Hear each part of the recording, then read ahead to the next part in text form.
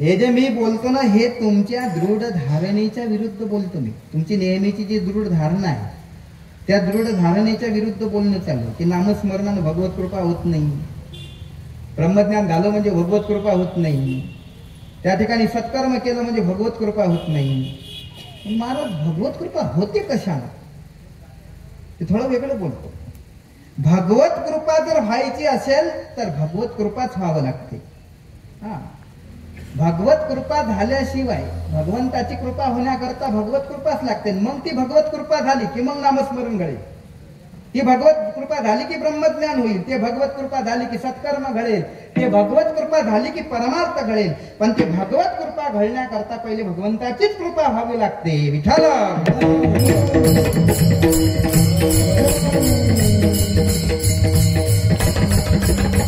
भगवंताच्या कृपेशिवाय हे होऊ शकत नाही. या ठिकाणी अनेक साधना सांगितलेले आहेत. वेदांतामध्ये आपण जर त्या ठिकाणी विचार केला तर दोन मत आपल्या समोर येतात. एक भामतीकाराचं मत आहे आणि एक विवरणकाराचं मत. आणि दोघांचं जे आहे ना ते अद्वैताविषयीच हे दोन मत आहेत. अद्वैताच पण दोन मत आहेत. काय दोन मत आहेत? आत्मावारे दृष्टव्य, श्रोतव्य, मंतव्य, निदिध्यासितव्य. मैत्रीला केलेला याज्ञवल्क्यानं हा उपदेश आहे. याज्ञवल्क मैत्रीला उपदेश करतात की आत्मा जर त्या ठिकाणी जाणायचा असेल, आत्मस्वरूपाला जर पाहायचं असेल तर काय करावं लागेल? म्हणजे श्रोतव्य, मंतव्य, निदिध्यासितव्य हे करावं लागेल. श्रवण करावं लागेल, मनन करावं लागेल, निदिध्यासन करावं लागेल. असं केलं की मग त्या आत्मस्वरूपाचा आपल्याला अपरोक्षत्वानं ते आत्मस्वरूप आपल्याला कळेल. पण आत्मस्वरूपानं हे अपरोक्षत्वाला आत्मस्वरूप कळण्याकरता हे तिने साधनं सांगितले. श्रोतव्य, मंतव्य, निदिध्यासितव्य. पण हे मत कोणाचं आहे? भामतीकाराचं. पण विवरणकार म्हणतात तसं नाही, तुम्हाला एवढं करायचं काम नाही. एक श्रोतव्य बस संपलं. श्रोतव्य करा, मनन निदिध्यासन करायचं काम नाही. हे विवरणकाराचं मत आहे. श्रोतव्य तुका म्हणे कानी ऐकिली मात श्रवणाची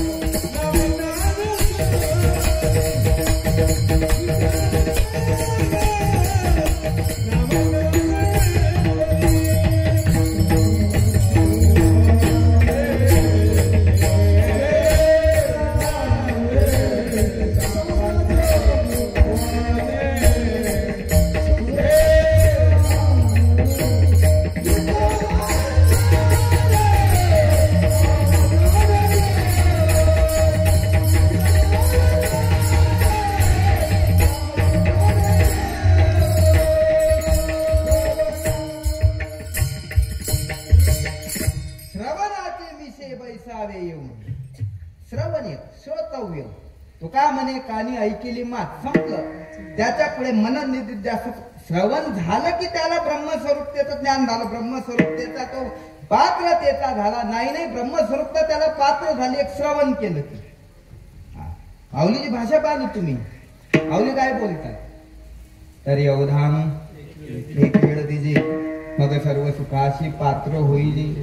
हे प्रतिज्ञ उत्तर माझे उघडई का. एक वेळ अवधान एक वेळ काही ठिकाणी पाठ असा आहे की एकले दिजे का एक वेळ दिजे. काय पाठ असेल तो असं. मला त्या पाठाच्या खंड्यात पळायचं नाही कारण माझं काही पाठ नाही. त्यामुळे पाठाच्या खंड्यात आपल्याला पळायचं. काय पाठ असेल तो तुम्ही धरून घ्या. एकले असेल, एक वेळ असेल, एकले असेल, का असेल. पण अवधान एकले दिजे. मग असं केलं तर काय होईल? तुम्ही सर्व सुखाला प्राप्त होसाल अशी भाषा आहे का पात्र होसाल? सर्व सुखाशी पात्र होईल, ते सुख प्राप्त करण्याच्या तुम्ही पात्रतेचे बनता. आणि इकडे काय सांगितलेलं आहे की श्रोतव्य, तुका म्हणे कानी ऐकिली मात तोची झाला घात जीवपणा. जीवपणा मग तिथं राहत नाही. मी ब्रह्म आहे, मी जीव आहे, ही भावनाच तिथं उरत नाही. म्हणून त्या ठिकाणी श्रोतव्य एवढंच विवरणकारानं सांगितलं. पण काही जणांना अशी शंका केली की बा तुम्ही श्रोतव्य एवढंच म्हटलं आणि मंतव्य निदिध्याशितव्य नाही म्हणता तुम्ही, त्याची काही गरज नाही.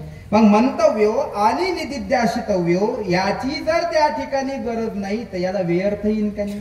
व्यर्थ ठरतील का नाही? हे म्हणून मंतव्य आणि निदिध्याशितव्य व्यर्थ ठरू नाही. मग यासाठी काय करणार? ते म्हणे की मंतव्य आणि निदिध्याशितव्य हे व्यर्थ ठरणार नाही. मग तुका म्हणे कानी ऐकिली मात हा सिद्धांत खरा. श्रोतव्य इथंच थांबा, इथंच तुम्हाला सगळं कळलं, ब्रह्मज्ञान तिथंच सगळं झालं.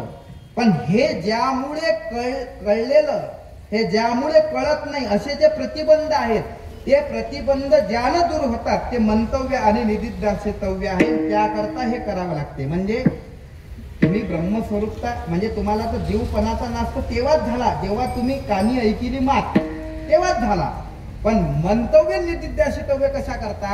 मधातले प्रतिबंध दूर करण्याकरता, म्हणून मंतव्य आणि निदिध्याशितव्य असं त्या ठिकाणी वर्णन केलं. असं त्यांच्यामध्ये वाद आहे आणि त्या वादात आपल्याला कळायचं नाही.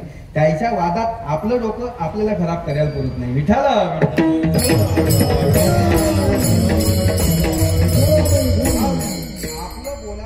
बोलणं काय चालू होतं की बा भगवत कृपा माणसावर कशा नाही, भगवंत प्राप्त करायचं असेल तर त्यासाठी काय करावं लागतं हे शास्त्राने सांगितलं. हे वेगळं आहे. आत्मावारे दृष्टव्या मंतव्या श्रुतव्या काय असेल ते.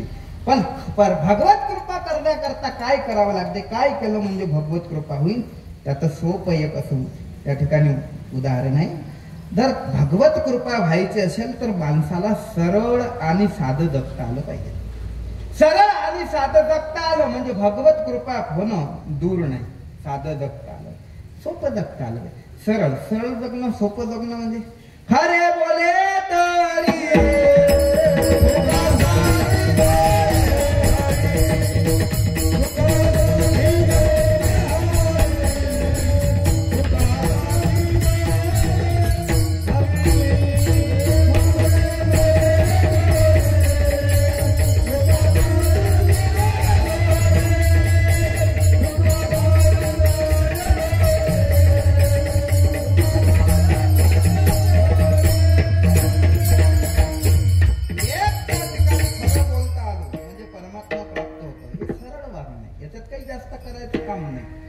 तैसा दावी तैसा राहे ऐसा देव दुरी आहे.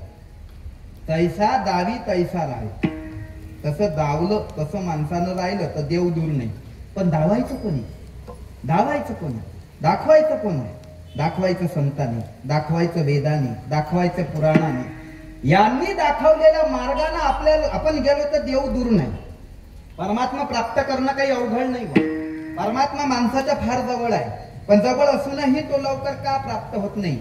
का? त्याचं कारण असं आहे की संतांनी घालून दिलेल्या मार्गाने आपण जात नाही. आपण आपली स्वतःची बुद्धी वापरतो. म्हणून जवळ असलेला देवही आपल्यापासून दूर दूर लांबला जातो आणि जवळ असूनही तो आपल्याला भेटत नाही, दिसत नाही. म्हणून संतांनी घालून दिलेल्या वाट्यानं आपण गेलं पाहिजे. वेद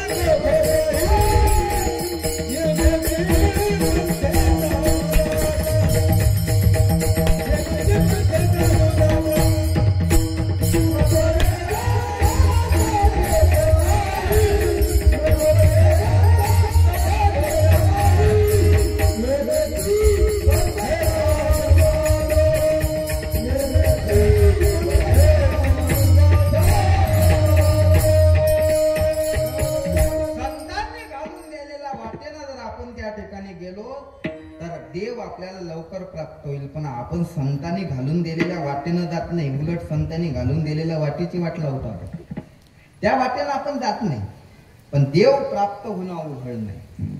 तुझं व्हावा आहे देव तरी हा सुलभ उपाय. देव जर पाहिजे असेल तर त्या ठिकाणी सोपा उपाय, सोपा सरळ उपाय की माणसाला सरळ जगता, सोपं जगता आलं पाहिजे. उदाहरण दिन मी याकरता भागवताच्या 9व्या स्कंदामध्ये अनेक त्या ठिकाणी कथा आलेल्या, अनेक भगवत भक्ताच्या कथा आलेल्या. आणि या 9व्या स्कंदाला ईशानू कथा असं म्हटलेल्या गेल्या. याच्यात आलेल्या कथाला ईशानू कथा असं म्हटलं गेलं. का? ईशानशील ज्याचा स्वभाव आहे त्याला ईश असं म्हटलं गेलेलं आहे. आणि संतांचा आणि देवाचा ईशनशील स्वभाव असल्यामुळे म्हणजे त्या ठिकाणी त्यांना ईशानू कथा त्यांच्या कथेंना म्हटलेलं आहे. आणि त्या कथामध्ये अनेक अशा कथा आलेल्या, अनेक भगवत भक्ताच्या. आणि त्या 9व्या स्कंदात आलेल्या भगवत भक्ताच्या कथा प्रत्येकाला त्या ठिकाणी भगवंताची प्राप्ती झालेली आहे.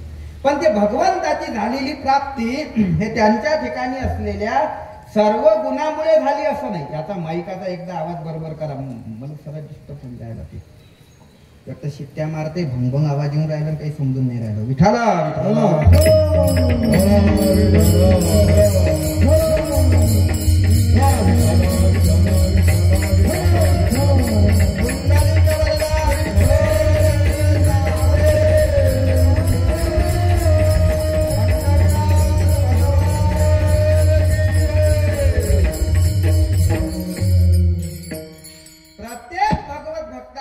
सर्व गुण आहेत म्हणून त्याला देव प्राप्त झाला असेल. सर्व गुणानं नाही देव प्राप्त झाला. देव प्राप्त झाला त्यांच्याकडे एकच असलेल्या गुणानं. कोणाकडे त्यागच आहे, कोणाकडे त्या ठिकाणी आणखी दानच करायची वृत्ती आहे. प्रत्येकाकडे एकच गुण, पण त्या एकच गुणानं त्यांना भगवंत प्राप्त झालेला आपल्याला त्या कथामधून पाहायला दिसतो. आणि त्या कथामध्ये आलेली एक कथा आहे ती आहे नाभाग राजाची. या सूर्यवंशामध्ये हा श्राद्ध देव मनुचा जे 10 पोरं झाले त्यातील नभग आणि त्या नभगाचा नाभाग. नाभाग हा सरळ आणि साध्या मनाचा होता. आणि त्या सरळ आणि साध्या मनामुळे त्याला भगवत प्राप्ती झाली. याकरता उदाहरण, भगवत प्राप्ती करायचं असलं की माणसाला साधा आणि सरळ जगता आलं पाहिजे. म्हणून नाभागाचं चरित्र आपल्या समोर येते की नाभागाचा स्वभाव हा किती सरळ होता. काय अपेक्षा नाही, कुठली नाही. कोण मानावं अपेक्षा नाही, कोण संत मनावं अपेक्षा नाही, कुठलीच अपेक्षा नाही. आज माणूस दुःखी आहे त्याचं कारण एक आहे की माणूस अनेक अपेक्षांचं ओझं डोक्यावर घेऊन जगतो, म्हणून त्या ठिकाणी दुःखी. माणसाच्या आशा माणसाला दुःख देत असतात. आशा दैशी दुःखाते व्याली निंदा दुरिते हे असो दैसे दैन्याते दुर्भगत. म्हणून आशा ही दुःखाला जन्म देणार. आशेचे बंधाले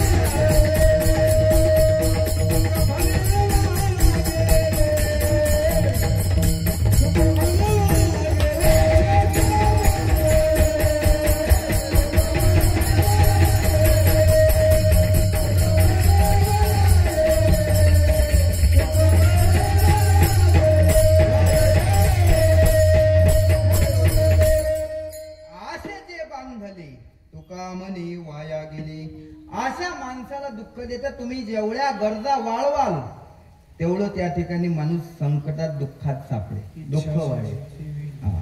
म्हणून त्या ठिकाणी जेवढ्या इच्छा जेवढ्या गरजा तुमच्या वाढल्या तेवढ्या त्या ठिकाणी दुःख आहे. नाही तर तुम्ही जुने लोक बसलेले आहेत, जुन्या लोकांना विचारा आताचा काळ बरा आहे का पूर्वीचा काळ बरा होता? आताचा काळ बरा आहे का पूर्वीचा काळ बरा होता? आताचा बरा आहे का? नवीन लोकांना वाटेल आताचा बरा आहे, पण पूर्वीचे लोक म्हणतील की पूर्वीचा काळ बरा होता. का बरा होता?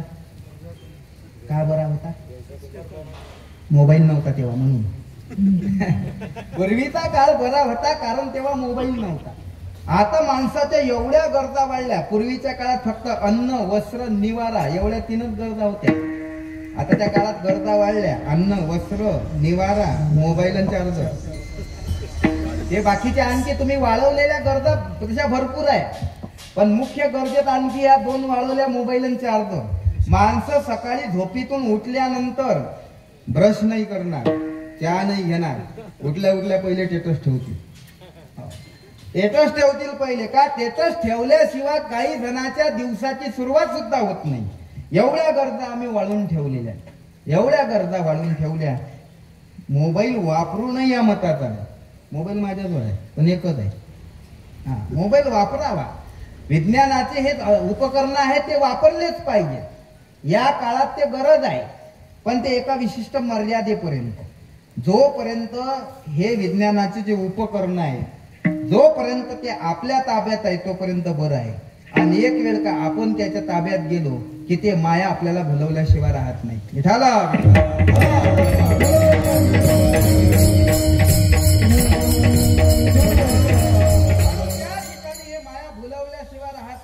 जोपर्यंत ते विज्ञान आपल्या हातात आहे तोपर्यंत मानवी जीवनाच्या उन्नयनाचं ते साधन आहे.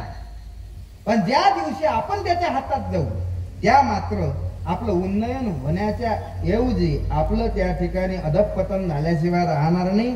आपण अधोगतीला गेल्याशिवाय राहणार नाही. म्हणून आपल्या हातात आहे तोपर्यंत बरं आहे. प्रत्येकाला असं वाटतं की मोबाईल आपल्या हातात आहे, पण आपल्या हातात मोबाईल नाही, आपण मोबाईलच्या ताब्यात आहे. मोबाईल आपल्या ताब्यात नाहीच आहे. माणूस देवपूजेला बसतो आणि देवपूजेला बसला की त्या ठिकाणी बेल वाजली की देवपूजा सोडून त्या ठिकाणी मोबाईल कडे पडतो. म्हणजे देवापेक्षा मोबाईल माणसाला अधिक वाटतो.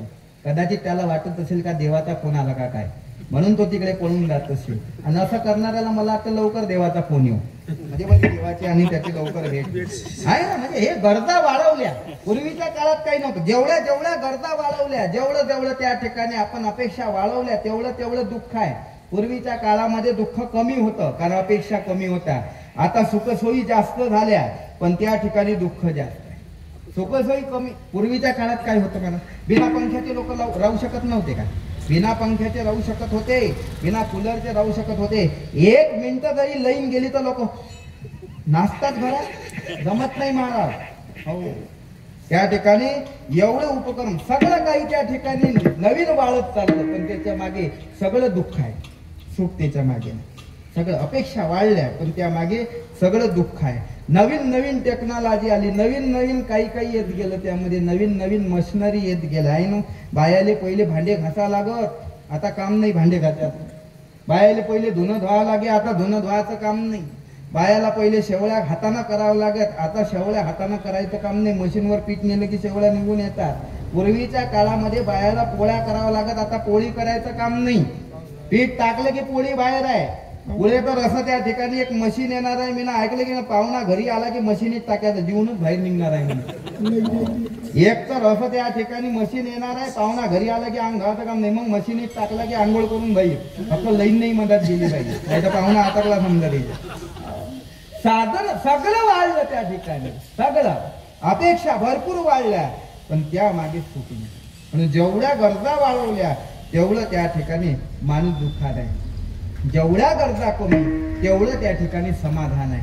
तुम्ही पहा ना नाभागाचं चरित्र, फार मला अपेक्षाच नाही अंतःकरणामध्ये काही. नाभागाचं चरित्र जर आपण डोळ्यासमोर घेतलं तर किती सरळ स्वभाव होता. नाभाग लहान वयामध्ये होते आणि लहान असताना गुरुकुलामध्ये शिकायला गेले. गुरुच्याकडे गेले, अध्ययन केलं, शिकू लागले. 12 वर्षाचा काळ उलटला आणि 12 वर्षाचा काळ त्या ठिकाणी उलटल्यानंतर नाभाग घरी आले. आणि घरी आल्यानंतर तोपर्यंत त्यांच्या भावांनी इकडे संपत्तीचे वाटे केले होते. संपत्तीचे वाटे केले. दोघात सगळी संपत्ती का असेल ते वाटून घेतली. नाभागाच्या नावावर काही सुद्धा ठेवलं नाही. आणि ज्या वेळेस नाभाग घरी आला ना, घरी आल्यानंतर नाभाग त्यांना भेटला. आणि नाभागाला जेव्हा कळालं बापाकडून की संपत्तीचे वाटे केले पण तुला संपत्ती भेटली नाही, म्हणून हा आपल्याला काहीतरी संपत्ती मिळावी म्हणून भावाकडे गेला. आणि भावाला सांगितलं, बाबा या संपत्तीत माझाही वाटा पडतो, मलाही तुम्ही वाटा द्या. असं म्हटल्यानंतर त्याच्या भावाने सांगितलं, कोण आहेस तू? म्हणजे स्वतःचे भाऊ त्या ठिकाणी स्वतःला ओळखत नव्हते त्याला. कोण आहे म्हणून त्याला विचारतात. त्यानं सांगितलं मी तुमचाच भाऊ आहे ना, तुम्ही मला विसरले, काही त्यामध्ये मला वाईट वाटत नाही का? 12 वर्ष झाले आपले भेट नाही, कदाचित 12 वर्षामध्ये मला भाऊ आहे हे तुम्ही कदाचित विसरले असेल. म्हणजे भाऊ भावाला विसरतो हे आताच नाही, हे पूर्वी काळपासूनच आहे. नाभाग आला त्या ठिकाणी भाऊ विसरला का नाही, म्हणून त्या ठिकाणी आतापर्यंत तुम्हाला मी माहित नव्हतो किंवा आपल्याला भाऊ आहे हे तुम्हाला माहित नाही, पण आज तर मी आलो ना, मग आज आलो तर मला काही संपत्तीतला वाटा तुम्ही द्यायला पाहिजे. असं म्हटल्यानंतर त्यांनी सांगितलं म्हणे बाबा संपत्तीचा वाटा नाही, पण तुझ्या वाट्याला आम्ही एक ठेवलेला आहे. म्हणे काय? तुझ्या वाट्याला वडील ठेवलेला आहे. आणि नाभाग एवढ्या सरळ स्वभावाचे होते, एवढ्या सरळ स्वभावाचे की नाभागाला तेही पटलं त्यांचं म्हणणं की आपल्या वाट्यावर वडील आहे असं सांगितलं, त्याने ते मान्य केलं. म्हणून वडिलाकडे गेले आणि बाबाला सांगितलं बाबा भाऊ म्हणतात की तुम्ही माझ्या वाट्यावर आहे. आणि बापाला त्या ठिकाणी दुःख वाटलं. बाप काही बोलला नाही. बापाला सांगितलं जाऊ दे, मी तुझ्या वाट्यावर आहे ना, माझं काम आहे तुला संपत्ती मिळून देणं. त्या ठिकाणी बाजूला यज्ञ चालू आहे, त्या यज्ञाच्या ठिकाणी तुला, आणि यज्ञाच्या ठिकाणी गेलं की त्या ठिकाणी ऋत्विज यज्ञामध्ये त्या ठिकाणी त्याचे काही श्लोक चुकतील, आणि श्लोक चुकले की त्या ठिकाणी ते श्लोक दुरुस्त करायचं काम तू करायचं. म्हणजे श्लोक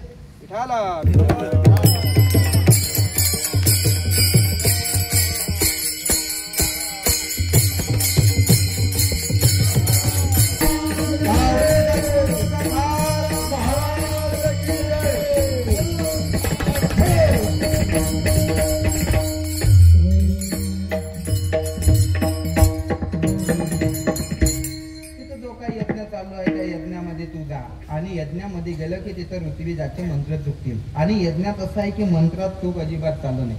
मंत्र तळे खोळा तरी धडची मंत्रामध्ये चूक अजिबात चालत नाही.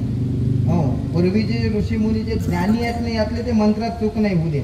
मंत्रात थोडी जरी चूक झाली की त्याचा अर्थ बदलतो, सगळंच काही बदलते. तुम्ही पहा ना, ज्या वेळेस रुद्रासुराच्या कथा तुम्ही ऐकली असेल, ज्या वेळेस त्वष्टाचा मुलगा विश्वरूपाचा मुलगा त्वष्टा मारला गेला, त्यावेळेस त्वष्टाचा मुलगा विश्वरूपा ज्या वेळेस मारला गेला त्यावेळेस या त्वष्टाने यज्ञ केला. आणि त्यामध्ये आहुती टाकत असताना मंत्र म्हणू लागला इंद्रपुत्रो विवर्धस्व, इंद्रपुत्रो विवर्धस्व.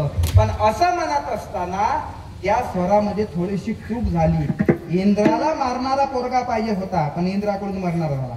म्हणजे थोडीशी जरी चूक झाली तर त्या ठिकाणी अर्थ बदलतो आणि सगळं त्या ठिकाणी विस्कळीत होते. म्हणून मंत्रात चूक चालते का? संस्कृत एवढं सोपं आहे का? एवढं सोपं नाही. मला सहजासहजी शंका देऊ देऊ नाकी नऊ येतात. आपण म्हणा हातवाई ताना तता येईना, हातवाई ताना मध्ये हातपाय ताणले तरी येईना, हातपाय ताणले कसं येईन ते? एवढं सोपं आहे का? हातपाय ताणले तरी येणार नाही, ते एवढं सोपं नाही. आणि मग तिथं स्वरात थोडीफार काय होती? चूक होती. म्हणून तिथं झालेली चूक दुरुस्त कर. हा गेला आणि चूक दुरुस्त केली. आणि त्या ऋत्विजानं यज्ञामधलं जे काही शेष राहिलेलं धन आहे ते याला दिलं. शेष राहिलेलं धन घेतलं नाभागानं आणि नाभाग रस्त्यानं निघाला. भगवान शिवजीनं नाभागाची परीक्षा पाहावी म्हणून त्या ठिकाणी काळा कभिन्न असा पुरुषाचं रूप घेतलं. रुद्राचं रूप घेऊन नाभागाच्या समोर आले भगवान शिव आणि सांगितलं बाबा कुठे निघाला तू? सांगितलं मी यज्ञामध्ये गेलो होतो, ऋत्विजाचे मंत्र चुकले म्हणून मी त्यांचे मंत्र दुरुस्त केले, त्यांनी मला हे धन दिलं, ते धन घेऊन मी माझ्या पित्याकडे निघालेला. त्या रुद्रांनी सांगितलं म्हणे या धनावर माझा अधिकार आहे, माझा अधिकार आहे. असं म्हटल्यानंतर नाभाग एवढेच त्या ठिकाणी सरळ स्वभावचे की तुझा अधिकार आहे ना, हे घे धन तुझ्याकडे. पण तुझा अधिकार कसा काय म्हणतो बाबा? मी रुद्र आहे आणि या धनावर माझा अधिकार आहे. जर तुला माझं बोलणं पटत नसेल तर तुझ्या बापाला विचारू नये, धन इथं ठेवून दे. आणि नाभाग एवढा सरळ स्वभावाचा की धन त्याच्याजवळ ठेवून देऊन बापाला विचारायला गेले. किती सरळ स्वभाव. हो महाराज, मोबाईल नाही ठेवत माणूस दुसरा येतो नाही. मोबाईल नाही दूरची गोष्ट सांगितली मी ना. तंबाखूची पुडी नाही ठेवत दुसऱ्याजवळ माणूस, तंबाखूची पुडी नाही ठेवत विश्वासानं. हे एवढं मोठं धन ठेवून रुद्राच्या भरोश्यावर धन ठेवून निघाला. किती सरळ स्वभाव म्हणा, किती सरळ. म्हणून त्या ठिकाणी बापाकडे आला आणि बापाला विचारलं बाबा बा तिथे काळा तो भिन्न पुरुष भेटला, रुद्र नाव सांगतो, तो म्हणतो की या धनावर माझा अधिकार आहे. बापाला ओळखलंय कोण आहे. आणि बापाने सांगितलं जा त्याला म्हणा तुझं धन आहे ना तू घेऊन जा. आणि तो रुद्राजवळ आला. नाभाग रुद्राला म्हणू लागला बाबा हे धन तुमचं आहे, माझ्या बापाने सांगितलं. बापाने किती विश्वास, बापाने सांगितलं ना, विषय आटोपला. म्हणून माझ्या बाबाने सांगितलं की या धनावर तुमचा अधिकार आहे, हे धन तुम्ही घेऊन जा. आणि त्याचा तो सरळ स्वभाव पाहून भगवान शिवजी त्या ठिकाणी प्रसन्न झाले. आपलं मूळ रूप त्या ठिकाणी धारण केलं. शिवजी म्हणले, बाबा किती सरळ स्वभाव आहे रे तुझा, या सरळ स्वभावामुळेच माझी तुला प्राप्ती आहे. सांगायचं काय, सरळ स्वभावानच भगवंत प्राप्ती. पद प्राप्ती भोळा भावी, पद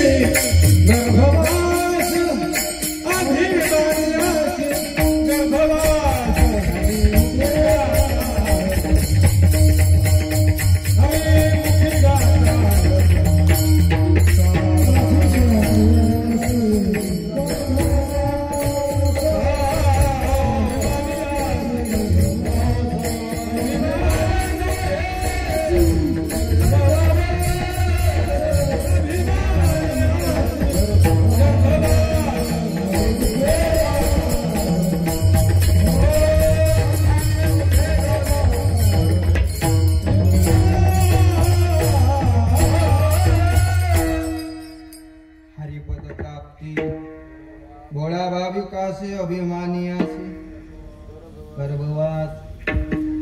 भोळा स्वभाव, साधा सरळ स्वभावानं भगवत प्राप्त होते. सकाराम बाबांनी भोळा साधा सरळ जगले म्हणून भगवत प्राप्तीपर्यंत पोहोचले. म्हणून भगवंत प्राप्त करण्याकरता साधं सरळ जगता आलं पाहिजे. भगवंताच्या जवळ जायला काही फार लागत नाही. गोकुळातला एक प्रसंग आहे. गोकुळामध्ये एक वेळचा प्रसंग आहे. भगवान कृष्ण परमात्मा उभे आहे. कृष्णाच्या कमरेला बासरी खोवलेली आहे आणि काही गोपिका तिथे आहे. गोपिकानं पाहिलं आणि त्या गोपिका त्या बासरीशी भांडू लागल्या. बासरीला म्हणतात, का ग बाई, आम्ही देवाची एवढी साधना करतो, भक्ती करतो, देवाच्या एवढ्या आम्ही जवळ राहतो. नारद महर्षी बिन आम्हाला भक्तीचं उदाहरण देत असताना आमची आठवण करतात. यथाप्रज गोपिकानाम म्हणून आमचं उदाहरण देतात. एवढं आमचं असं असतानाही आम्हाला कधी परमात्म्याचं अधरामृत सेवन करायला भेटलं नाही. पण तू देवाच्या अधरामृताचं सेवन करते, रोज देवाच्या ओठावर बसते. असं काय केलं तू म्हणून तू देवाच्या ओठावर बसते? त्या ठिकाणी बासरी बोलायला लागली. बासरी म्हणली, मी अधरामृताचं सेवन करते, त्याचं तुम्हाला आहे का? म्हणून तुम्ही माझ्यावर जळता आणि तुमचं माझ्यावर जळणंही रास्त आहे का? कारण तुम्हाला ते अधरामृत भेटत नाही म्हणून. पण मला ते अधरामृत भेटते म्हणून तुम्ही माझ्यावर जळता, काही हरकत नाही. पण मला ते अधरामृत मिळते, तुम्हाला का मिळत नाही? त्या बासरीनं दिलेलं उत्तर आहे. बासरीने दोन गोष्टी सांगितल्या. बासरी म्हणे, मी देवाच्या अधरामृताचं सेवन करते का? एक तर माझ्यामध्ये गाठ नाही, ते तुमच्यामध्ये आहे. माझ्यामध्ये गाठ नाही म्हणून मी देवाच्या अधरामृताचं सेवन करते. तुमच्यात गाठी आहेत म्हणून त्या ठिकाणी तुम्ही अधरामृताचं पान करत नाही. गाठी काढल्याशिवाय देवाच्या जवळ जाता येईल.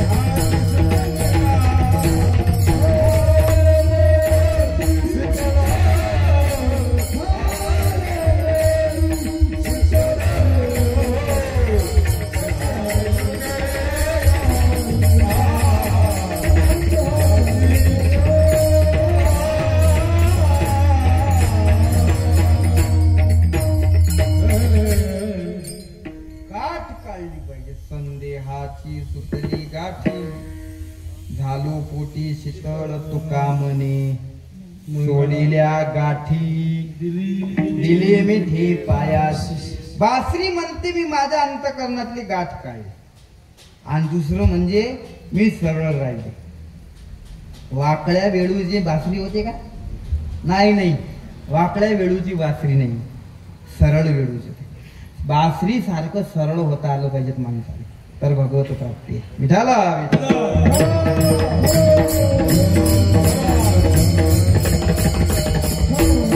अशी काही एकतर भगवत प्राप्ती झाली की मग त्या भगवत कृपा झाली, भगवत प्राप्ती अर्थात भगवत कृपा झाली, तर त्या भगवत कृपेनं मग आपल्याला स्वतःची ओळख होते. मी कोण आहे याची ओळख होते. आणि या जगात मीचीच ओळख झाली पाहिजे. मी कोण आहे हेच पहिले कळालं पाहिजे. पण माणसाचं असं आहे, मी सोडून बाकी सगळ्याचा त्या ठिकाणी ओळखी करून घेतो. मीला सोडून बाकी सगळ्याचा परिचय करण्याचा प्रयत्न करतो, बाकी सगळ्याची माहिती करून घेतो. पण या बाकी सगळ्याला जाणत असताना याला जाणणारा जो आहे त्याला कधी जाणावं वाटत नाही. इठाला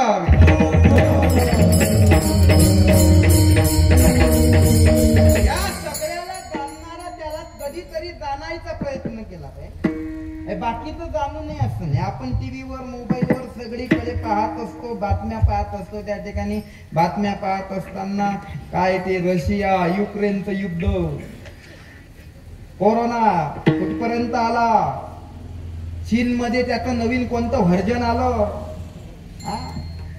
तिकडे काय झालं, बीडकडे काय झालं, असं हे सगळीकडे सगळं पाहतो ना आपण. हे सगळं जाणून घेतो आपण. हे जाणू नाही का जाणव, पण हे जे पाहतो ना आपण हे सगळं माहिती आहे. दोन संकल्पना, एक माहिती आणि दुसरं ज्ञान. माहिती वेगळी आहे आणि ज्ञान वेगळं आहे. माहिती वेगळी, ज्ञान वेगळं. नॉलेज ज्ञान आणि माहिती इन्फॉर्मेशन, दोन संकल्पना. माहिती वेगळी, ज्ञान वेगळं. जे मिळवल्यानंतर मानवी जीवनात समाधान प्राप्त होते, ते समाधान प्राप्त करून जीवनाच्या उच्च शिखरावर माणूस जिथं पोहोचतो, जे उच्च शिखर आहे ते ज्याच्या द्वारा पोहोचतो ते ज्ञान आहे. आणि ज्यानं व्यवहार सुधारतो ते माहिती आहे.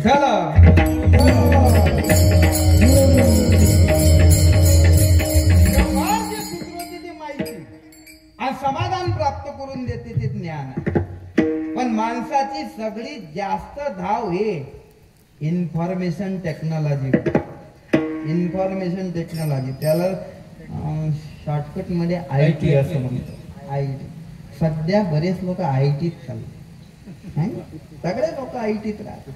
पण ITत राहणाऱ्या लोकांनाही कधीतरी अध्यात्मात यावंच लागते.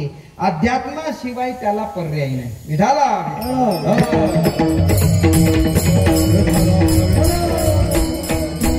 अध्यात्मात यावंच लागते कधीतरी. अध्यात्मात आल्याशिवाय तिथे विराम नाही.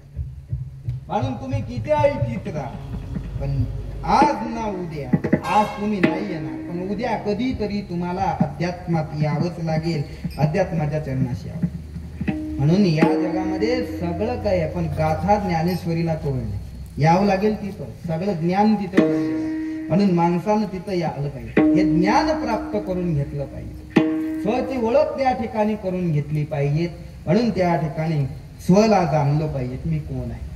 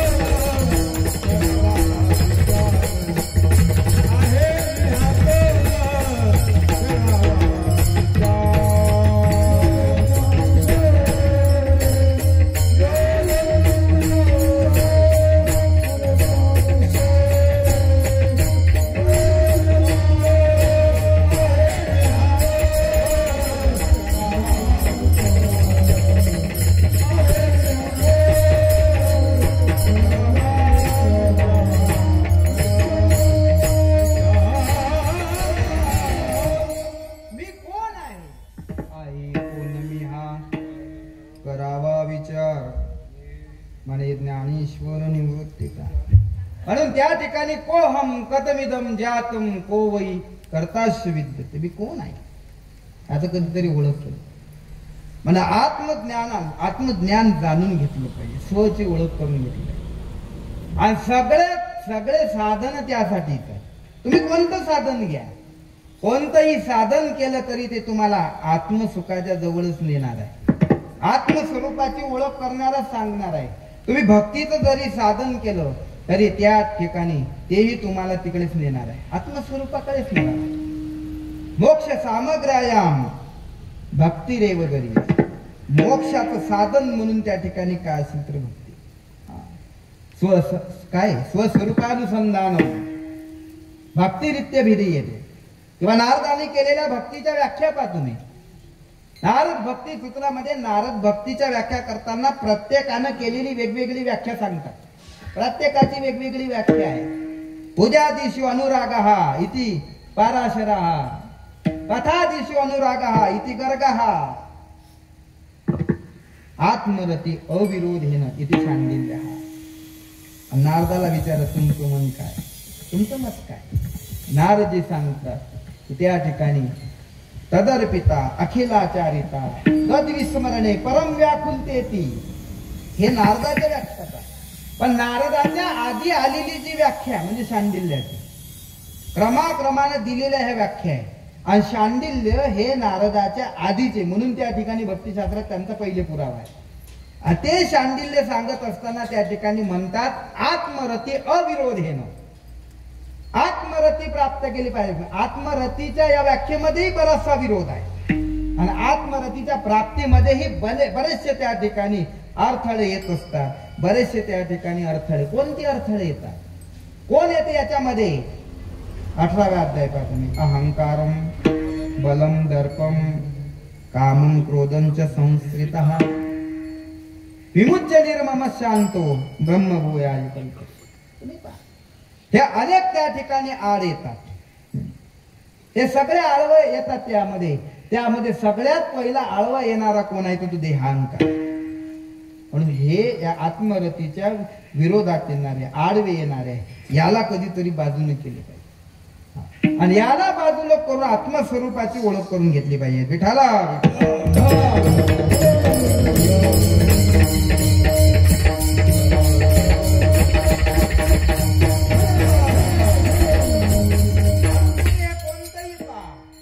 नेणाऱ्या आत्मस्वरूपाकडे, आत्मस्वरूपाची ओळखच त्या ठिकाणी सांगायला लागेल. साधन कोणतं असो, भक्तीचं असो, वेदांत शास्त्र असो का कोणतं असो, सगळा परमार्थ या ठिकाणीच आहे. सगळा परमार्थ जर कुठे येऊन थांबला असेल तर तो स्वच्या ओळखीमध्येच आहे. आणि स्वची एकदा ओळख झाली की सगळ्या परमार्थाचं सार माणसाला कळलं म्हणून समजा. सगळ्या परमार्थाचं सार करण्यासाठी पहिले मी कोण आहे हे कळावं लागेल, तर त्या ठिकाणी बाकीचं सगळं कळणार आहे. पण मी कोण आहे हे आम्हाला त्या ठिकाणी कळत नाही, ध्यानात येत नाही. काय येत नाही? कारण आम्ही विषयाच्या नादी लागल्यामुळे आम्हाला माणसाची जी इंद्रिय आहेत ना, हे सगळे इंद्रिय बहिर्मुख आहेत का अंतर्मुख आहेत? बहिर्मुख आहे. सगळे इंद्रिय तुम्ही पहा बहिर्मुख आहे. पण बहिर्मुख असल्यामुळे हे विषय बाहेरच पाहत असतो, त्यांना बाहेरच जाणावं वाटतं, आतलं जाणावं नाही वाटत. म्हणून या इंद्रियांना सगळं बाहेरचं पाहावं वाटतं, बाहेरचं.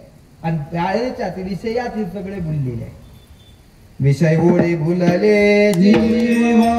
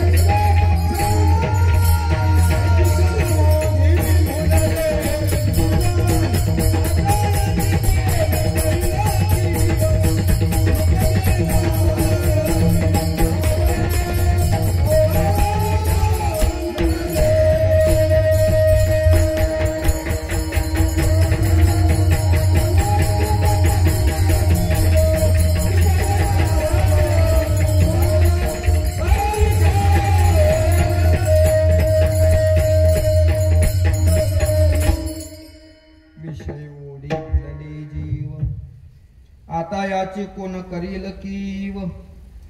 हे सगळे जीव विषयामध्ये भुललेले आहेत. विषय, ओढी, भुलले जीव. शब्द किती आहेत? 4. विषय, ओढी, भुलले जीव. पण या 4 शब्दात 3 व्याख्या आहेत. शब्द 4च आहे आणि व्याख्या 3 आहे. एक विषयाची, दुसरी जीवाची आणि तिसरं भुलणे या शब्दाची. विषय कशाला म्हणतात? ज्याला पाहून जीव भुलतो त्याला विषय म्हणतात. जीव कशाला म्हणतात? विषयाला पाहून जो भुलतो त्याला जीव म्हणतात. आणि भुलणं कशाला म्हणतात? विषयाला पाहून जीवाचं जे होते त्याला भुलणं म्हणतात. शब्द 4, व्याख्या 3. आणि हे फक्त तुकाराम महाराजांच्या अभंगातच घडू शकते. बाकी कोणी आणा तुम्ही दुसरा, त्याला हे जमणे नाही. लहान आहे का? 4 शब्दात 3 व्याख्या प्रगट करणं म्हणजे. म्हणून तुकोबारायचे शब्द नाही, तुकोबारायचे हे शब्द कळा आहे. तुकोनी घेतले मोती दैसे. तुका तुरी शोध बोलेवानी त्या घरी वेदांत. म्हणून हे तुकोबारायचे शब्द म्हणजे सामान्य नाही, असे आहे. म्हणून त्या ठिकाणी विषयाच्या मध्ये भुलल्यामुळे हे विषय काय करतात, याच्यात भुलल्यामुळे हा जीव सगळं बाहेरचं ज्ञान करून आणि आतलं जाणतच नाही. आतल्याला कधी जाणावं असं त्याला वाटतच नाही. पण जोपर्यंत हे तुम्ही बाहेरचं ज्ञान करून घेता, बाहेरची जाणीव, हे सगळी माहिती आहे. पण जोपर्यंत स्वतःला ओळखत नाही तोपर्यंत ज्ञान नाही. ज्ञान म्हणजे काय? अध्यात्म ज्ञान नित्यत्वम तत्वज्ञानार्थ दर्शनम. जे परमात्मा असे, जे एक वस्तू असे, ते दयादिशे ज्ञानास्तव, ते एक ज्ञान आहे. आणि बाकीचं सगळं अज्ञान आहे. मग परमात्मा ज्ञान पडतो ते एक ज्ञान आहे, बाकीची माहिती आहे. म्हणून बाकीच्याला जाणणं म्हणजे माहिती आणि स्वतःला जाणणं म्हणजे ज्ञान. विठाला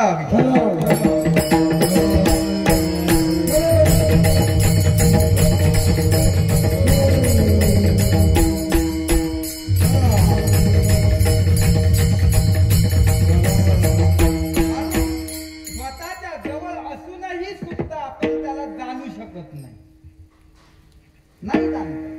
तुझं आहे तुझं पाशी आणि परी तू जागा भुलला अशी, जवळ असून सुद्धा दिसत नाही. एक मोठे शेठजी होते सावकार, आणि ते मुंबईला गेले. ते मुंबईला गेले तर ते शेठजी सावकार आणि ते मुंबईला गेले. ते काय तिकडून कांदे मागे घेऊन येते? नाही. शेठजी आता मुंबईच्या बाजारात गेले, मोठ्या एका अलंकार केंद्रावर गेले आणि 5 कोटीचा हिरा त्यांनी त्या ठिकाणी खरेदी केला. 5 कोटीचा हिरा खरेदी केला. पण त्या दुकानाच्या बाहेर एक चोर उभा आहे. दुकानाच्या बाहेर चोर उभे असतात. ते कशासाठी उभे असतात? ते फक्त एवढंच पायासाठी उभे असतात, कोण काही घेते का आणि कोण काय घेते. चोरानं पाहिलं, शेठजीनं 5,000चा हिरा घेतला आणि चोराची इच्छा झाली की हा हिरा आपण मिळवला पाहिजे. पूर्वीचा जुना काळ थोडासा. चोर जवळ आला आणि जवळ आला त्यानंतर काय असेल तिथं राम राम जय हरी वगैरे घातला. ओळख पाळख निघाली, आम्ही इकडच्या गावचे, तुम्ही कोण्या गावचे, तुम्हाला कुठे जायचं. त्यानं सांगितलं शेठजीनं आम्हाला अमुक अमुक गावाला जायचं. चोर म्हणला काही हरकत नाही, आम्हालाही त्याच गावाला जायचं. कारण आपल्याला ज्या गावले राहत असते चोराले त्याच गावले राहत असते. नेहमी हे ध्यानात ठेवा की चोर आपल्याच गावचे असतात. त्या ठिकाणी त्यानं सांगितलं की आम्हाला तुमच्या सोबत यायचं, काही हरकत नाही. निघाले. 2-4 दिवसाचा प्रवास दरमदर करत निघाले. संध्याकाळ झाली की तिथं आराम करावा, बळकटी टाकावी, तिथं झोपावं. आणि झोपलं की हा तिकडे लघवीला वगैरे बाहेर गेला की त्या चोराने याची सगळी बळकटी तपासली, पण हिरा दिसे ना. करता करता 2-4 दिवस निघून गेले. गाव जवळ आलं, गावात पोहोचले. आणि गावात पोहोचले तरी चोराच्या हाती हिरा लागला नाही. चोर मोठ्या प्रांजळ मनानं त्या ठिकाणी शेठजीच्या जवळ आला. शेठजी, 4-5 दिवस झाले तुमच्या सोबत आहे आणि मी जे तुमच्या सोबत आलो ना ते तुमच्या इकडे यायचं होतं म्हणून आलो असं नाही. मग ज्यावेळेस तुम्ही दुकानात शिरले त्यावेळेस मी तुमचं लक्ष ठेवलं की तुम्ही 5 कोटीचा हिरा घेतला. मी खऱ्या मनानं सांगतो, स्वच्छ मनानं सांगतो की मी कोणाही चोर आहे. तो एवढ्या प्रांजळ मनानं सांगत होता, कबुली देत होता, याचा अर्थ तो फार सज्जन झाला होता असं नाही. फक्त डबलच्या बारीनं अशी चूक आपल्याकडून होऊ नये बा. नेमकं आपलं कुठे चुकलं की हिरा आपल्याला भेटला नाही, असं होऊ नये आता पुढच्या वेळेस. म्हणून त्यानं त्या ठिकाणी विचारलं की बाबा मी रोज तुमच्या जवळ राहतो, झोपायचो, 5 कोटीचा हिरा. तुम्ही त्या ठिकाणी बाहेर गेले की मी सगळी वळकटी पाहायचो, पण मला हिरा दिसायचा. परत त्या ठिकाणी तुम्ही झोपले की सगळी वळकटी पाहू, तुमचे खिसे पाहावं, पण तरी हिरा दिसायचा. तुम्ही नेमका ठेवत होते. शेठजीनं सांगितलं म्हणे ज्या वेळेस तू माझ्या सोबत आला, माझ्या जवळ आला ना, त्याच वेळेस मी ओळखलं की तू चोर आहे म्हणून. कारण मी आजचाच व्यापारी नाही म्हणे, मी बरेच दिवसाचा व्यापार करतो आणि अनेक लोकांची मला ओळख आहे. त्यामुळे तू चोर आहे हे मला पहिलेच कळालं होतं. म्हणून मी काय करायचो, ज्या वेळेस आपण झोपायचो ना त्यावेळेस दिवसभर हिरा मी माझ्याजवळ ठेवायचो, पण रात्रीच्या वेळेस माझ्या खिशातला हिरा काढून तुझ्या उशाची ठेवायचो. तू माझी सगळी वळकटी पाहायचा, पण तुझ्या डोक्याखालचा हिरा कधी पाहिलाच नाही. आपलं तसंच होतं, आपण बाकीच वळकट्या थांबवतो, पण आतला आत्मरूपी हिरा आपल्याला सापडतच नाही. कारण तो आपल्या जवळ असून त्याला कधी पाहत नाही, दुसऱ्याच वळकट्या थांबवणं चालू आहे, पण काय दिसणार आहे ते आत्मरूपी आहे. म्हणून तुझा जवळ असूनही सुद्धा आपल्याला त्याला ओळखता येत नाही, पाहता येत नाही, पण त्याला जाणवलं पाहिजे. विठाला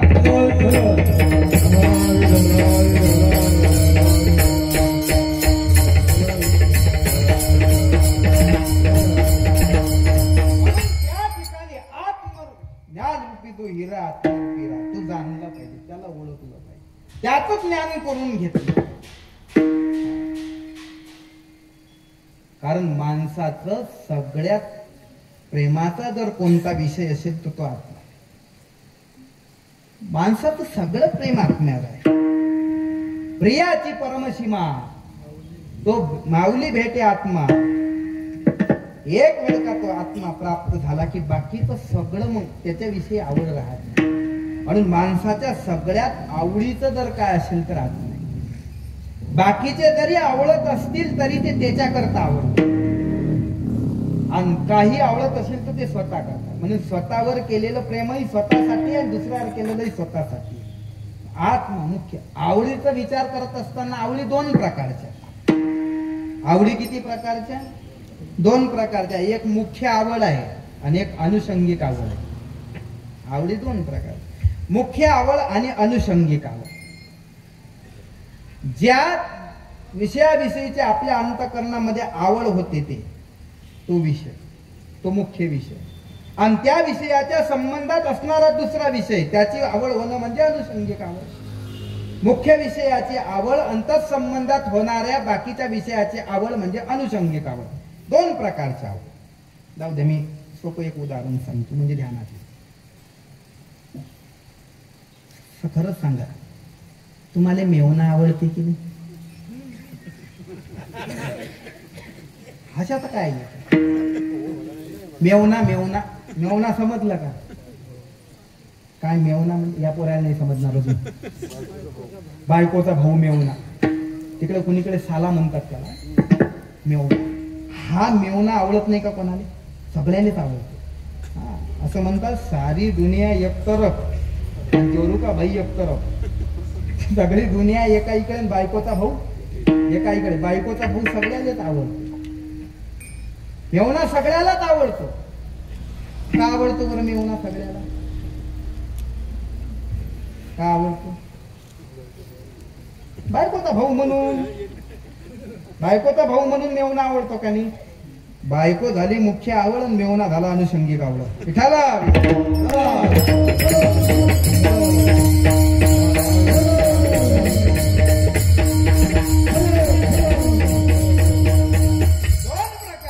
मुख्य आवड आणि अनुषंगिक आवड.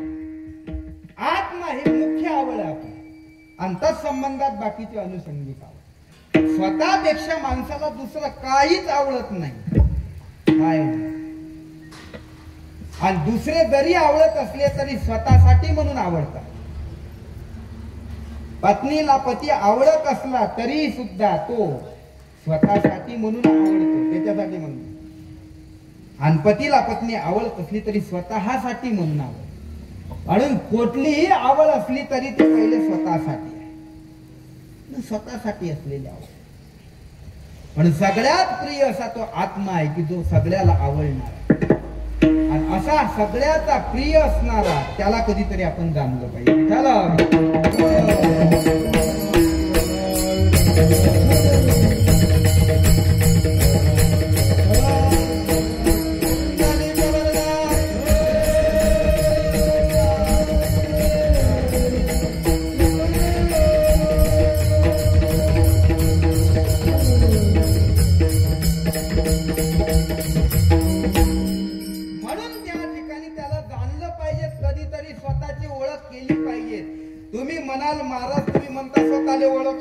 स्वतःला ओळखलं पाहिजे, स्वतःला ओळखलं पाहिजे. आम्ही का स्वतःला ओळखत नाही का काय? मग आमचं नाव अमुक धमुक तमुक, आमचं घर या गावात, आमचं हे गाव, आमचं घर, आमचं शेत इकडे. आम्हाला सगळं तर माहित आहे आमच्या संबंधात. मग आमच्या संबंधात सगळं माहित आहे तरी बी आम्हाला ओळखत नाही का? आपण आपल्याला ओळखतो, पण आपण आपल्याला जाणतो ते सगळं उपाधीनं जाणतो. आपली ओळख आपल्याला आहे ते कशाच्या संबंधानं आहे? उपाधीच्या संबंधानं. आपलं गाव जाणतो आपण उपाधीच्या संबंधानं, नाव जाणतो उपाधीच्या संबंधानं, संबंध जाणतो उपाधीच्या संबंधानं. हे सगळं उपाधीच्या संबंधानं आहे. आणि हे उपाधीच्या संबंधानं हे सगळं आपण जाणतो, पण उपाधीच्या संबंधानं झालेलं ज्ञान काही कामाचं नाही. ते अज्ञानजन्य आहे म्हणून ते यथार्थ ठरत नाही. आणि उपाधीच्या संबंधानं असलेलं नाही. आपण उपाधीच्या संबंधानं सांगतो. एखाद्याला जर आपण त्या ठिकाणी विचारलं, का हो बा तुम्ही कोण्या गावचे, आपण गावाचं नाव सांगतो, गावावरून परिचय देतो. कधी कधी हे जे काही मी अभंग घेतलेला आहे या 5 प्रकारेच आपला त्या ठिकाणी परिचय देणं असते. कधी गावाहून आपण परिचय देत असतो, कधी येण्या जाण्याहून परिचय देतो, कधी संबंधाहून परिचय देतो, कधी त्या ठिकाणी परिचय देत असताना नामरूपाहून परिचय देत असतो. हेच परिचय द्यायचे आपली पद्धत. पण कधी नामरूपाहून, क्रियेहून, गावाहून हे जे परिचय देतो ना, हे सगळे परिचय देहाच्या संबंधानं देता येतात. आत्मस्वरूपाच्या संबंधानं हे परिचय देता येतात. नामरूप संबंधू, जाती क्रिया भेदू, आकाराशीच प्रवाद वस्तूशी. नाम रूप संबंध हे आपल्या देहाच्या ठिकाणी आहे, आत्मस्वरूपाच्या ठिकाणी ते नाहीत. म्हणून त्या ठिकाणी जाती क्रिया भेदू हे तिथं काहीच चालत नाही. नाम रूप संबंध हे बाकी काही चालत नाही. पण उपाधीनं त्या ठिकाणी जाणून काही फायदा नाही. पण या ब्रह्माचं ज्ञान करत असताना, आत्म्याचं ज्ञान करत असताना, याच्या संबंधात बोलत असताना कोण बोललेला आहे? वेदशास्त्र. तेही कसे बोलले हो? उपाधी नसतं बोलले. उपाधीशिवाय तर बोलता येत नाही. का उपाधीचा ओथंबा घेऊन श्रुती उभवती बा. बघा, नाम रूपाचा विडंबा करते वाया. उपाधीच्या संबंधानं जरी बोललेले असलं तरी ते वायात बोलणार. एवढा मोठा वेद दानिवेच्या काय दानिवेचे बळे कोण वेदापासून असे आगळे की शेषाहुनी तोंडागळे बोल की आहे ना. तोही अंतरुणा तरवटी दळे एरी नेत्री नेत्री म्हणून कवळे येतो सनकाधिक वेळे पिशे दाणे. शेषाला ज्याच्या संबंधात बोलता येत नाही, वेदाला ज्याच्या संबंधात बोलता येत नाही, मग ते बोलले नाहीत का? बोलले. उपाधी सवळ घेऊनच बोलले ना. पण ते बोललेले असले तरीही सुद्धा ते बोलणं सगळं वाया. विठाला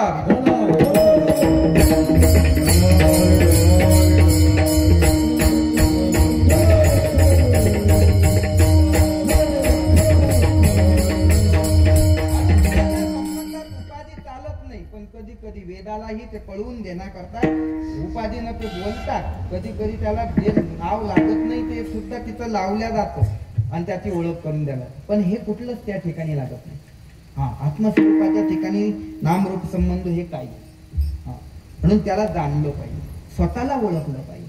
आपण परिचय देतो तो उपाधीच्या संबंधानच देतो.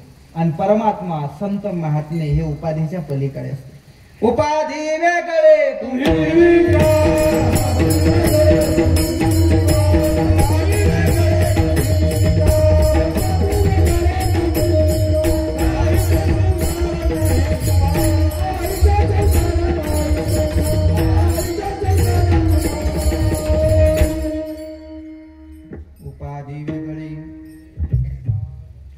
निर्विकार, काहीच संसार तुम्हा नाही. परमात्मा उपाधीच्या वेगळा आहे, आत्मा उपाधीच्या वेगळा आहे. त्याला कुठल्याही प्रकारची उपाधी नाही. एक वेळचा प्रसंग आहे गोकुळामधला. नंद राजाच्या घरी भगवान कृष्ण परमात्म्यानं अवतार घेतला आणि सगळ्या गोकुळात चर्चा झाली किंवा नंदाच्या घरी देवान अवतार घेतला, नंदाच्या घरी देवान अवतार घेतला. हे बातमी काशीपर्यंत गेली की नंद राजाच्या घरी देवानं अवतार घेतला. ही बातमी कुठपर्यंत गेली? काशीपर्यंत. काशीपर्यंत बातमी गेली. काही पंडिताईच्या कानावर गेली. त्याला कळालं की नंद बाबाच्या घरी देवानं अवतार घेतला. त्यानं मीटिंग भरवली. मीटिंग भरवली ते म्हणले, बा कोण आहे नंद? त्याच्या घरी म्हणे देवानं अवतार घेतला. हो ऐकलं म्हणे बा असं नंदाच्या घरी देवानं अवतार घेतला. त्यातले काही म्हणत आमचे का पोट ओस पडले होते का म्हणे. देवानं तिथं गवळ्याच्या पोटी अवतार घेतला. आम्ही लहानपणापासून एवढं वेद शिकलो, आमच्या पोटी नाही तिकडे कसा काय अवतार घेतला? पण जाऊ द्या, देवानं अवतार घेतला म्हणतात, पण नक्की आहे की नाही का असं त्या ठिकाणी चालू आहे. देवाची अशीच बदनामी होईल. त्यापेक्षा असं करा, आपल्यातला कोणीतरी जाऊन देवाची परीक्षा घ्या. देवाची परीक्षा घ्यासाठी त्याच्यातला निघाला आणि निघाल्यानंतर म्हणजे त्याच्यातला एक विद्वान, म्हणजे त्या विद्वानानं ठरवलेला एक विद्वान, त्याच्यातला एखादा बुजुर्ग तो निघाला. आला नंद बाबा, बरचसा दरमदल करत त्या ठिकाणी निघाला. थकला बिचारा. नंद बाबाच्या वाड्याजवळ आला आणि बसला खाली. नंद बाबानं पाहिलं थकलेला दिसतो, कोणीतरी पंडित दिसतो. विचारलं कोण आहात तुम्ही? सांगितलं मी काशीहून आलो. काशीहून आलो, मला कळालं की तुमच्या घरी त्या ठिकाणी देवानं अवतार घेतला असलं ऐकलं म्हणे. तुम्ही असं काय अफवा पसरवता म्हणे? नंद बाबा म्हणले, मी कशाला अफवा पसरवतो म्हणे, लोक असं म्हणतात म्हणे, म्हणून म्हणे मी कुठे नाही म्हणा. आणि तसंही लहान पोरग देव रूप असते, कोणाला नाही वाटत की आपलं पोरग देव आहे म्हणून. मग आम्हाला वाटलं तर त्यात काय बिघडलं म्हणे. काही हरकत नाही म्हणे, तुम्ही आले एवढ्या दुरून, काही हरकत नाही. काशीचे विश्वेश्वर जणू आमच्या घरी आले, विश्वनाथच आले आमच्या घरी, काही हरकत नाही, बसा. त्या निमित्तानं आमच्या काही गोकुळातल्या लोकांना तुमचं प्रवचन ऐकायला भेटेल. 2-4 लोक बोलवून आणतो म्हणजे प्रवचन आले. नंद बाबा गेले आणि हे एकटं बसलेले, एकटे हे पंडित बसलेले. देवानं पाहिलं म्हणे आपलं गिराईक एकटं आहे आणि एकटं आहे म्हणून देव जवळ आले. आणि देव जवळ आले, देव बोलायला लागले त्या पंडितासोबत आणि त्याला म्हणू लागले. त्याला विचारतात पंडिताला, कोण आहात तुम्ही? कोण आहात म्हटल्यानंतर त्याने सांगितलं म्हणे मी काशीचा ब्राह्मण आहे. अहो काशीचा ब्राह्मण ते तुमचं गाव झालं म्हणे. तुम्ही कोण आहात? म्हणे मी पंडित आहे. म्हणे पंडित हे तुमची पदवी झाली म्हणे, तुम्ही कोण आहात? त्याला सांगितलं काय नाव सांगितलं असतं, अमुक अमुक भट आहे म्हणे मी. हो ते तुमचं नाव झालं म्हणे, तुम्ही कोण आहात? त्यानं सांगितलं मी ते काही कळे ना. मग त्याने देवाचा हात धरला आणि आपल्या अंगाला लावला. हे पाहि हे मी आहे म्हणे. अहो म्हणे हे तुमचं शरीर आहे म्हणे, तुम्ही कोण आहात? तुम्ही कोण आहात म्हटल्यानंतर पुढे बोलता येणार. आणि देव त्याला म्हणले म्हणे हे पहा, आधी स्वतःला ओळखायला शिका आणि मग मला ओळखायला लागले. पहिले स्वतःला ओळखायला शिका, देव ओळखल्याशिवाय लागणार. विठाला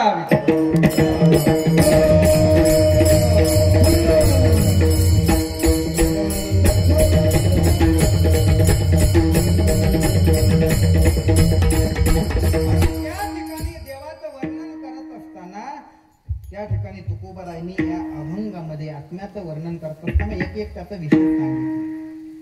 एक विषय सांगत असताना तिथं केवलत्व सांगितलं पहिल्या याच्यामध्ये, दुसऱ्या याच्यामध्ये अनिर्वचनीयत्व सांगितलं, तिसऱ्या याच्यामध्ये असंगत्व सांगितलं, चौथ्या याच्यामध्ये त्यामध्ये अखंडत्व सांगितलं आणि 5व्या चरणामध्ये त्या ठिकाणी निरुपाधिकत्व सांगितलं. असं एक आत्म्याचं वर्णन.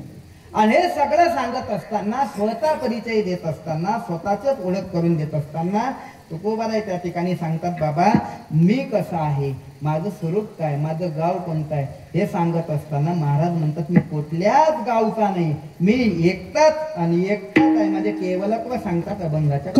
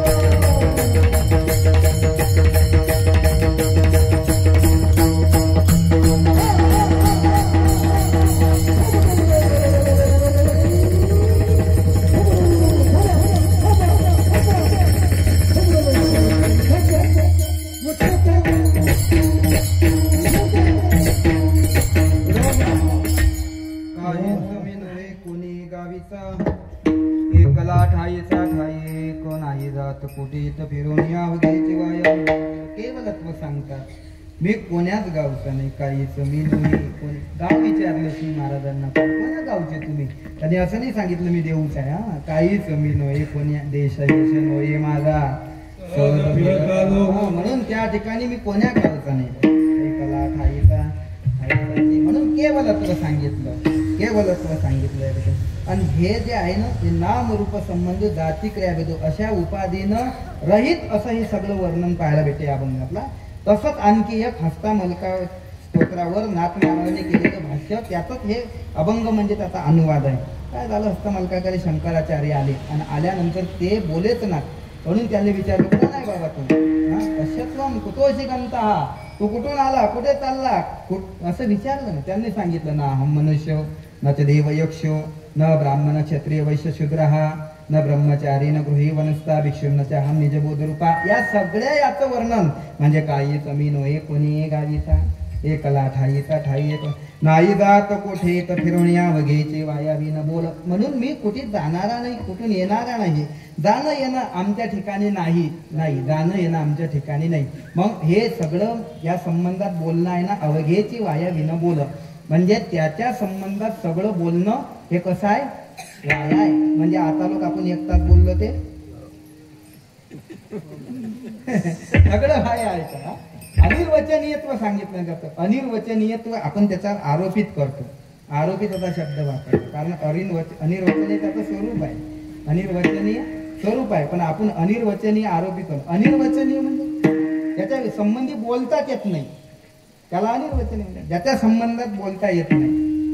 बोलता येत नाही म्हणून बोलातच नसते का, बोलत नसते. अनिर्वचनीय त्याची अनिर्वचनीय हेच त्याचं नाव स्वरूप आहे, हेच त्याचं काय असते का, हे पाच बोट आहे त्याला काय म्हणतात, त्याच्याशिवाय काम होत नाही.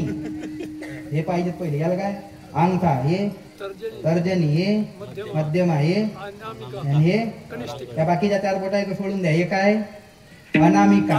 अनामिका म्हणजे काय, अनामिका ज्याले नाव नाही त्याला अनामिका म्हणतात. नाव नाही ते याचं नाव नाही का, नाव नाही ते याचं नाव नाही का, अनामिका म्हणजे नाव नाही, पण नाव नाही ते याचं नाव नाही का, आहे ना, आहे तेच त्याचं नाव आहे. नाव नाही, एखादा माणूस म्हणते या माणसाच्या विषयी काय बोलावं, या माणसाविषयी काय बोलावं, काय बोलावं हे बोलणार तो, तरी पण त्या माणसाविषयी काय बोलावं म्हणजे बोलताच येत नाही, त्या माणसाविषयी बोलताच येत नाही, बोललावी हेच बोललं.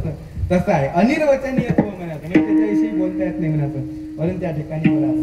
आता खरं तर त्याच्या ठिकाणी काहीच बोलता येत नाही, पण वेद बोललं का नाही, त्या ठिकाणी काही नाही. कधी कधी त्याला एक म्हटलं का नाही, आपुला तो एक म्हटलं. एक कशासाठी म्हटलं, शून्य वाद येऊ नये आणि त्या ठिकाणी द्वैतापत्ती येऊ नये, म्हणून त्या ठिकाणी त्याला एक म्हटलं. नाही तर त्याला एक म्हणणंही त्याचा अपमान आहे, एकही म्हणता येत नाही त्याला, एक म्हणणंही त्याचा अपमान आहे. काय झालं, एकाच्या घरी पाहुणे आले आणि पाहुणे आल्यानंतर समजा आपल्याच घरी कोणी पाहुणे आले तर आपण ओळख करून देत असतो. त्या ठिकाणी ओळख करून देत असताना कशी करून देतो, हे काय, हे आमचे 2 भाऊ, हे आमचे त्या ठिकाणी 4 बहिणी, हे आमचे 2 आत्या, हे आमच्या 3 मावश्या, असं ओळख करून देतो का नाही.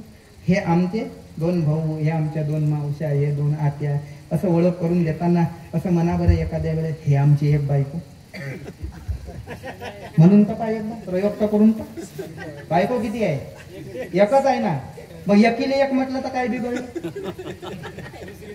दुसरी नाही म्हणून एक ना, मग एकीले एक म्हणून पाहणं की हे आमची एक बायको काय होते पाहत. तसं एक बायको असून तिला एक नाही म्हणतायत, कारण तिचा अपमान होते. बायकोच्या संबंधात जर असं होते तर तो तर देव आहे, त्याच्या संबंधात कसं काय बोलताय. अनिर्वचनीत त्याच्याविषयी बोलताच नाही, मग बोलू नाही का, बोलता. संत महात्मे बोलले, तुकोबाराय ज्ञानोबाराय बोलले, ते जर बोलले नसते तर आपल्याला कळाला असता का, कळा नाही, कळण्याचं दुसरं साधनच नव्हतं. म्हणून ते जे बोलले ते आपलं, म्हणून त्याला एक का म्हणेना, पण त्या ठिकाणी त्यांनी आपल्याला कळून देण्याकरता ते बोलले. नाही तर परमात्मा अनिर्वचनीय आहे, तर संबंधात बोलताच येत नाही, म्हणून अवघेची वायावी न बोल असं आहे. त्या ठिकाणी कुठलाही संबंध नाही माझे कोणी आपुले दुसरे, कोणाचा मी खरे काही नव्हे, म्हणून संबंध रहित असो. त्या ठिकाणी सांगितलं असंगत्व सांगितलं, तेच त्या पुढे सांगितलं नाही आम्हा जावे मरावे लागत असो अखंडित जायचे, अखंडत्व सांगितलं. आणि शेवटच्या चरणामध्ये सांगितलं तो कामने तुकामणे नाम रूप नाही आम्हा तुकामणे नाम रूप नाही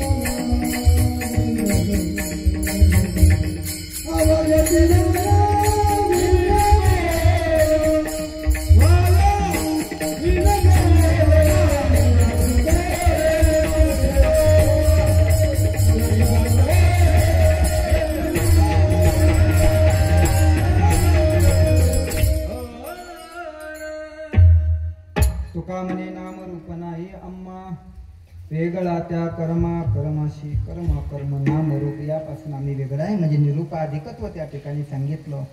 पण सगळं ह्या आत्म्याचं वर्णन या ठिकाणी आत्मस्वरूपाचं ज्ञान आपल्यालाही हो आणि आपणही त्या ठिकाणी मुक्त हो. पण हे संतांजवळ बसल्याशिवाय त्या ठिकाणी कळणार नाही. म्हणून सकाराम बाबाच्या सांगितल्यात आलं की आपल्याला आत्मस्वरूपाची ओळख झाल्याशिवाय राहणार नाही.